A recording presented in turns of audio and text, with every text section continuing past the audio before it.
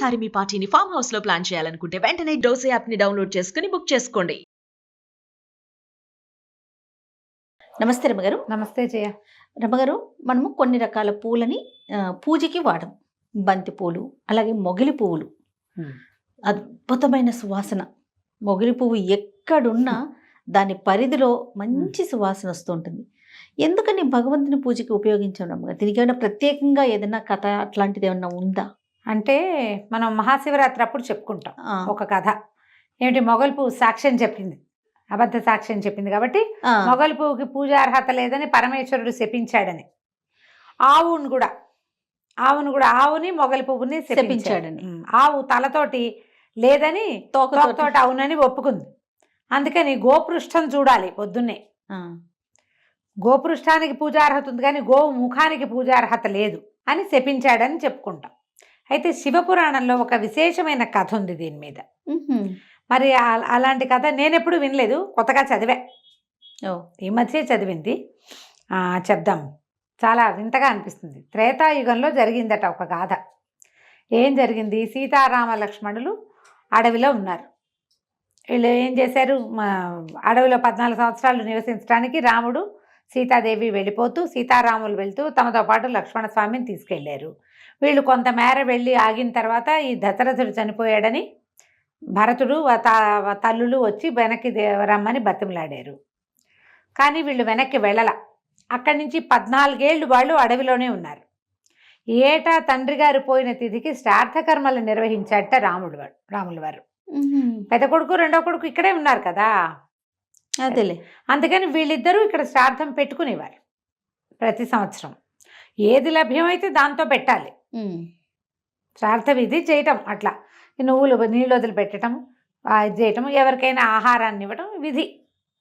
పిండ ప్రదానం చాలా ప్రధానమైన విధి. అందులో ఏటా చేసేవారు. రాముడు మొట్టమొదటిగా దశరథుడికి శ్రాద్ధం పెట్టింది, పిండ ప్రదానం చేసింది గారపిండితోటి చేశారట. వాళ్ళు ఉన్న అడవిలో గారపిండి లభిస్తుంది. తండ్రి మరణించాడని తెలిసి ఆయనకి శ్రాద్ధం విడిచాడు అనమాట. శ్రాద్ధం అంటే అదేదో పెద్ద విషయం కాదు, శ్రద్ధతో ఇచ్చేది శ్రాద్ధము, అంతే అంతే. దాని అర్థమే అది. మనం దానికి విపరీతార్థాలు చేసుకుని తిట్టుకి వాడుకున్నా తప్పు. అది శ్రద్ధగా చేసేదాన్నే శ్రాద్ధం అంటారు. అని ఇలా కొంతకాలం గడిచిన తర్వాత ఒకసారి వీళ్ళు ఫల్గుణి నదీ తీరంలో ఉన్నారు, సీతారామ లక్ష్మణులు. ఉంటే తండ్రి గారి శ్రాద్ధకర్మ దినం వచ్చింది. సమీపంలో ఉన్న మునివాటికకి వెళ్ళి శ్రాద్ధానికి కావలసిన సామాన్లు తెమ్మని లక్ష్మణ స్వామిని పంపారు. ఆయన వెళ్ళి ఎప్పటికీ రాల. ఏమిటో ఆలస్యం అయిపోతుంది, అపరాహ్నం పెట్టాలి, మధ్యాహ్నం 12 అయిన తర్వాత 3 లోపల. అందుకని రాముల వారు కూడా వెళ్ళాడు. తమ్ముడు ఏమిటి ఇంకా రాలేదు అని. అక్కడ వాళ్ళకి ఏదో లభ్యం గాల, వెళ్ళిపోయారు. ఆయన కూడా వెళ్ళాడు. ఈ సీతాదేవి చూస్తోంది మధ్యాహ్నం మార్తాండు మెల్లిగా వెనక్కి వెళ్ళడానికి సమాయత్తం అయిపోతున్నాడు. అయ్యో ఏమిటి ఎప్పటికీ వీళ్ళు రావటం లేదు, శ్రాద్ధ విధి వేళ మించిపోతుందని ఆవిడ ఏం చేసింది, తమకి లభ్యమవుతున్న వస్తువులతోటే తనే స్వయంగా శ్రాద్ధ విధిని నిర్వహించేసిందట. మంత్రం ఆవిడకు వచ్చు. శ్రాద్ధం విధి చేసి నీళ్లు వదిలేశారు కల్లా 3 మహాపురుషులు వచ్చారట నీళ్లలోంచి, ఫల్గుణి నదిలోంచి. ఆశ్చర్యపోయింది. ఎవరంటే ఆయన ఏం చెప్పారు, ఒక ఆయన, నేను దశరథుడమ్మా, నీ భర్త అయిన శ్రీరాముడి తండ్రిని. ఈయన మా నాన్నగారు, ఆయన మా తాతగారు. మేము ముగ్గురము నువ్వు పెట్టినటువంటి శ్రాద్ధాన్ని స్వీకరించడానికి వచ్చాం. తర్పణ విధి నిర్వహించింది, శ్రాద్ధ విధి నిర్వహించింది, అది పితృదేవతల కోసమే కదా, స్వీకరించడానికి వచ్చామా. సంతృప్తులం అయ్యాను తల్లి, నువ్వు చేసిన శ్రాద్ధ విధి మమ్మల్ని సంతృప్తులు చేసింది అని చెప్పేసరికల్లా ఈవిడ చాలా సంతోషించి ఏమన్నది, చాలా సంతోషం, కానీ ఇప్పుడు నేను శ్రాద్ధ విధి నిర్వహించానని మీరు వచ్చి స్వీకరించారని చెప్తే శ్రీరాముడు లక్ష్మణుడు నమ్మవద్దా? ఎక్కడా లేదు కదా లోకంలో, మీరు సంతృప్తులు అయ్యారని నేను చెప్తే నమ్ముతారో నమ్మరు అంటే, సరే నువ్వు చెప్పు. సాక్ష్యంగా ఫల్గుణి నది, అక్కడ మేత మేస్తున్నటువంటి ఆవు, అక్కడే చక్కగా ఇట్లా విరబూసి ఉన్నటువంటి మొగలి పువ్వు, ఆ తర్వాత సాక్ష్యంగా అగ్నిహోత్రం పెట్టే కదా చేస్తారు. వీళ్ళ 4 సాక్ష్యం చెప్తారు అని వాళ్ళ 4కి మీరు సాక్ష్యం చెప్పండి అని చెప్పి పితృదేవతల 3 వెళ్ళిపోయారు. ఈ లోపల హడావిడిగా రాముడు లక్ష్మణుడు ఇద్దరు వచ్చారు. అక్కడ ఏవో సామాన్లు లభించలేదు, ఆలస్యం అయిపోతుంది, సీత గబగబా వంట చేసేయమన్నట్టు అనేసరికల్లా ఆవిడేం చెప్పింది, కాస్త తటపటాయించి ఈవిడ నేను శ్రాద్ధ విధి నిర్వహించాను, మరి మీ పితరులు వచ్చి సంతోషపడ్డామని చెప్పారు, వీళ్ళు నలుగురు సాక్ష్యం అన్నది. రాములు వారు ఆశ్చర్యపోయారు. లోకంలో ఎక్కడా లేదే, కోడలు శ్రాద్ధం పెట్టడం ఎక్కడైనా ఉందా? అదే ఆ కోడలు పెట్టిన శ్రాద్ధంతో తృప్తి పడ్డం కూడా ఎప్పుడు వినలేదు అని నలుగురు కేసి చూసేట. సాక్షులు నలుగురు నోరెత్తలేదు. ఎత్తల చెప్పల. సీతాదేవి అవమానపడింది, కష్టంతో వచ్చింది ఆవిడికి. వీళ్ళు సరే ఇంకేం చేస్తుంది, ఆవిడ వంటకు ఉపక్రమించింది ఇంకేం చేయలేక.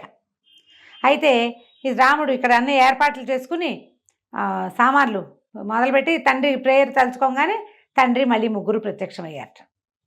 అయ్యా సీత శ్రాద్ధం విడిచింది మాకు, ఆమె పెట్టిన శ్రాద్ధ విధితోటి మేము సంతృప్తం అయిపోయాం, మీరు ఇక శ్రాద్ధ విధి చెయ్యొద్దు, ఈ సంవత్సరానికి పితృశేషం ఆమె శ్రాద్ధ విధి నిర్వహించగా మిగిలింది కదా అది భుజించండి, ఇక మీరు విధి చేయవద్దు అని చెప్పేసరికి అప్పుడు ఆయన ఆశ్చర్యపోయాడు రాముడు. తండ్రి తాత వచ్చి చెప్పారు, ఇంక నమ్మాలి.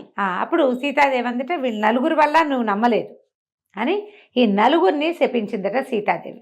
ఫల్గుణి నదిని నువ్వింక కనపడవు, అంతర్వాహినిగా ఉండు.